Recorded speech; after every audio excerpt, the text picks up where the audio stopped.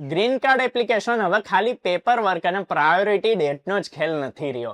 આવનારા સમયમાં યુએસસીઆઈએસ એ પણ વધારે નજીકથી જોઈ શકે છે કે એપ્લિકન્ટની ફાઇનાન્શિયલ સિચ્યુએશન કેવી છે અને ફ્યુચરમાં ગવર્મેન્ટ આસિસ્ટન્સ પર ડિપેન્ડન્ટ થવાની શક્યતા રાખે છે કે નહીં. અને ઇન્ડિયન એપ્લિકન્ટ્સ માટે આ ફેરફાર ખાસ કરીને એટલે ઇમ્પોર્ટન્ટ છે કેમ કે 18 સપ્ટેમ્બરથી નવો ફ્રેમવર્ક લાગુ થવા જઈ રહ્યો છે. તો એમાં સૌથી પહેલા એ સમજવું જરૂરી છે કે યુએસએ ગ્રીન કાર્ડ આપવાનું બંધ નથી કર્યું અને ના તો દરેક એપ્લિકન્ટ માટે ઓટોમેટિક રિજેક્શનનો કોઈ નવો રૂલ આવ્યો છે. સાચો ફેરફાર તો પબ્લિક ચાર્જ અસેસમેન્ટમાં છે. DHSએ બાઇડન એરા 2022 પબ્લિક ચાર્જ રેગ્યુલેશનને રિસાઇન કર્યું છે અને 18 સપ્ટેમ્બર 2026 થી બ્રોડર ફ્રેમવર્ક લાગુ થશે. એમાં યુએસસીઆઈએસ ઓફિસર એપ્લિકન્ટના આખા સર્કમસ્ટન્સીસને જોઈને એ અસેસ કરી શકે છે કે શું એ ફ્યુચરમાં પબ્લિક ચાર્જ બનવાની શક્યતા રાખે છે કે પછી નહીં. હવે પબ્લિક ચાર્જને ઇઝી લેંગ્વેજમાં સમજીએ તો યુએસ ઇમિગ્રેશન લોમાં બ્રોડલી એ જ કોન્સેપ્ટ છે કે ભાઈ જો કોઈ વ્યક્તિ વિશે માનવામાં આવે કે ભાઈ ફ્યુચરમાં પ્રાઇમરી ગવર્મેન્ટ સપોર્ટ પર ડિપેન્ડન્ટ રહી શકે છે તો કેટલીક ઇમિગ્રેશન એપ્લિકેશન્સમાં આ ઇસ્યુ બની શકે છે.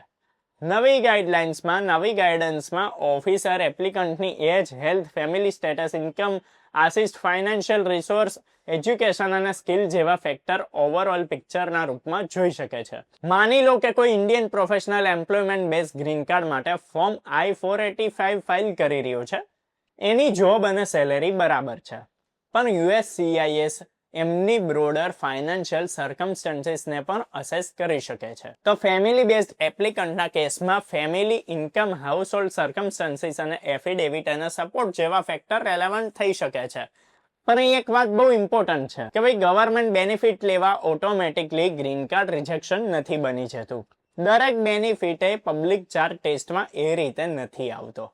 યુએસસીઆઈએસ આ ઓવરઓલ સર્કમસ્ટન્સીસને જોઈને ડિસિઝન કરે છે. કેટલીક ઇમિગ્રન્ટ કેટેગરીઝ જેમ કે રેફ્યુજીસ અને અસાઇલીસ કે પછી કેટલીક હ્યુમેનિટેરિયન કેટેગરીઝ પબ્લિક ચાર્જ ગ્રાઉન્ડથી એક્ઝેમ્પ્ટ થાય છે. નવા ફ્રેમવર્કમાં પબ્લિક ચાર્જ બોન્ડનું ઓપ્શન પણ રેલેવન્ટ રહી શકે છે.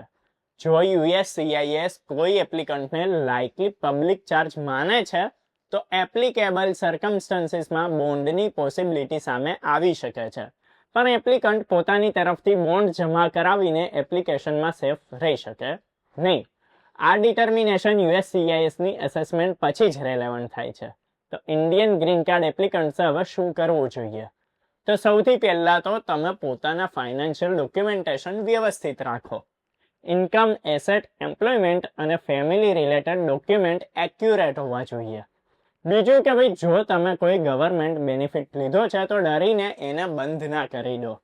એવું કોઈ જ ડિસિઝન ના લો. પહેલાં તમે સમજો કે ભાઈ એ બેનિફિટ તમારા સ્પેસિફિક ઇમિગ્રેશન કેસમાં રેલેવન્ટ છે કે નથી. અને 18 સપ્ટેમ્બરની ડેટ એટલે ઇમ્પોર્ટન્ટ છે કેમ કે ઓફિશિયલ રૂલ પ્રમાણે નવું ફ્રેમવર્ક 18 સપ્ટેમ્બર 2026થી લાગુ થશે. જેમાં એ તારીખની પછી સબમિટેડ કે પોસ્ટમાર્ક એડજસ્ટમેન્ટ ઓફ સ્ટેટસ એપ્લિકેશન પર નવો ફ્રેમવર્ક લાગુ થશે. ત્યારે આ એક ઇમ્પોર્ટન્ટ ઇન્ફોર્મેશન છે જે દરેક ગ્રીન કાર્ડ હોલ્ડરે જાણવી જરૂરી છે અને દરેક શખ્સ માટે જાણવી જરૂરી છે જે ફોરેન કન્ટ્રીમાં ભણી રહ્યું હોય, રહેતું હોય કે પછી ત્યાં જવાનું પ્લાનિંગ કરતું હોય. ત્યારે જો વિડીયો ઇન્ફોર્મેટિવ લાગ્યો તો લાઇક કરો, શેર કરો અને આવા જ વિડીયોઝ જોતા રહેવા સબસ્ક્રાઇબ કરો અર્બન ગુજરાતી.